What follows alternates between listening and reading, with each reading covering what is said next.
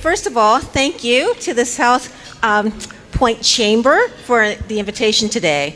My name is Dr. Lutitia Clipper. I'm from the People's Natural Gas Company. And at People's Gas, I've been there over 25 years, and sometimes it seems like over 2,500 years, but over 25 years, and I've been talking a lot about, for that time, the natural gas vehicle program. My responsibilities today are in the area of developing the business development plan for natural gas vehicles at People's. I've been in all aspects of the business there, and I come out of the area of operations.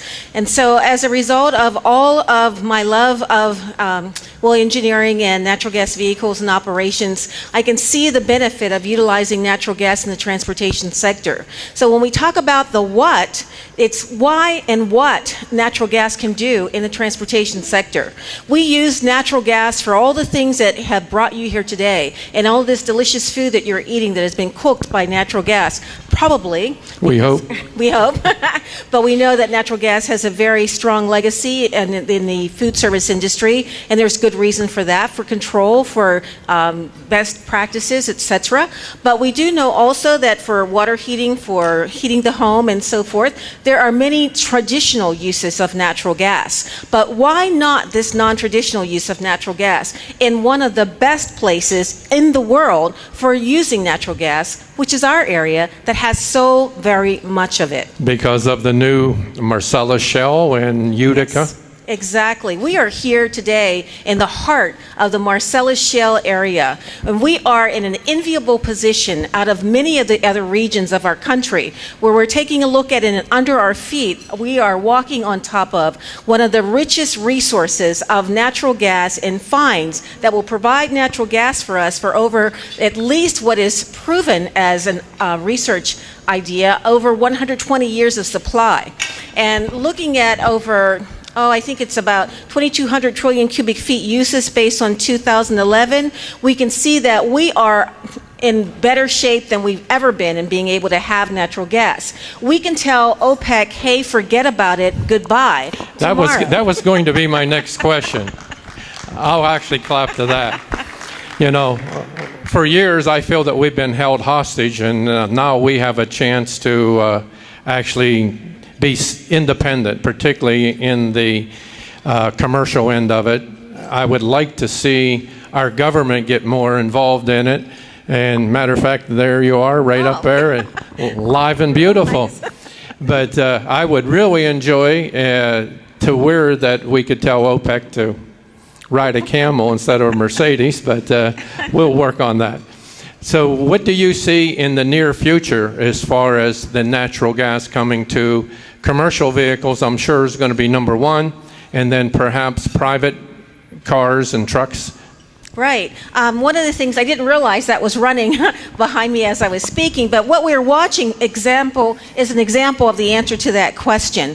What this is showing here is, this is an excerpt of a to-be broadcast. In fact, you who are here today are taking a look at the first cut of what the Larry King Live Productions will be airing soon on one of his newer productions, talking about an environmental way in which we can have natural gas satisfy a lot of our needs. And he did this in cooperation with a company in our area, which is the CNG O-Ring company that is headed up by a gentleman from Western Pennsylvania, Robert Beatty, who is using natural gas to provide refueling stations, which is what you've asked about. So when we take a look at a cut like this, what this is showing us is that this natural gas refueling station can be utilized for fleet vehicles as well as for consumer type vehicles, like the one that I refueled in the picture. Yes. I have it out in the parking lot for anyone who would actually like Can to we take a look spin at in that later? You can certainly get in the car with me and take a spin. It runs only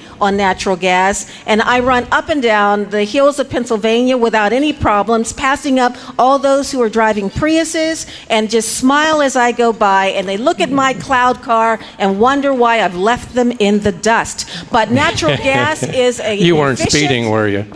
No. because we're not going to do that. But the important thing that, I know we're joking a little bit here, but the important thing is that the natural gas refueling station, although it is a costly first cost investment to be made, it is such a good investment and gives a great return on investment for the fleet owner operator, more so than that consumer customer, because they have to make the investment without the mileage that's available to get that return on investment. Correct. Right. Okay, very good.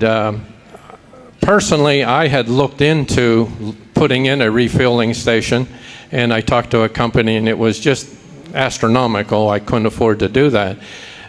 Is your company going to be able to help individuals or business people to install refilling stations for both independent as well as commercial?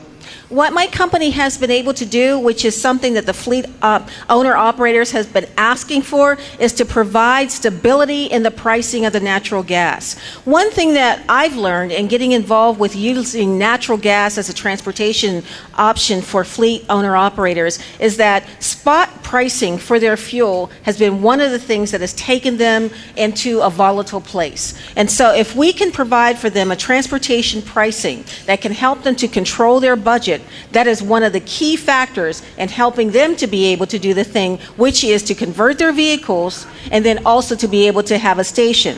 Yeah. So one of the things that we're doing at Peoples is collaborating with station developers, perhaps like other business people who are here in this room today, and other companies who are in the business of being station developers, and saying, how can we work with you to provide the pressure, to provide the line availability, the capacity for the gas that you need, and to be able to get that station position, and then the pricing, which is so important to be able to satisfy that. So then it goes beyond the fleet owner to be able to get to that consumer so that they can have more stations, just like the Exxons, the BP, and everything on every corner, so that then they can buy the car and be able to run it without the first cost investment of a station of their own. Thank you very much. Thank you very much. And the young lady is going to be here signing autographs, doing our networking. If you have any questions or like to find out more information, please come up and talk to Dr. Tish. Okay. Thank you, ma'am. We appreciate you coming.